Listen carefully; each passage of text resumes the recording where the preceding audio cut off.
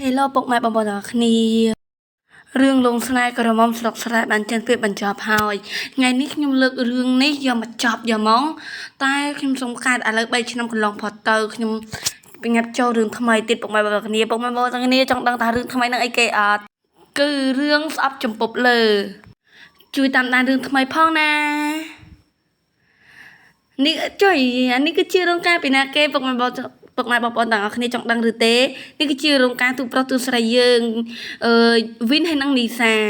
មករោងការគេក៏ដឹងតែខ្ជូតដែរពុកម៉ែបងប្អូនគ្នាស្អាតអត់ពុកម៉ែបងប្អូនគ្នានេះគឺជារោងការវិនហើយនិងនីសានឹងឯងតែនេះខ្ញុំអត់ទាន់សូវមានមនុស្សទេពេលព្រឹកអត់ទាន់មានមនុស្សទេពុកម៉ែបងប្អូនគ្នានេះគឺជាពេលព្រឹកឡើយទេ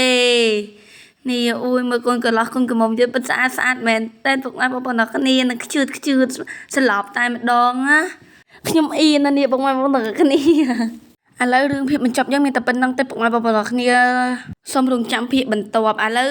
2ឆ្នាំក្រោយមកតើនីសាហើយនឹងវិនមានរឿងបែបម៉ាត់ឥឡូវនីសាយើងមានទម្ងន់បាត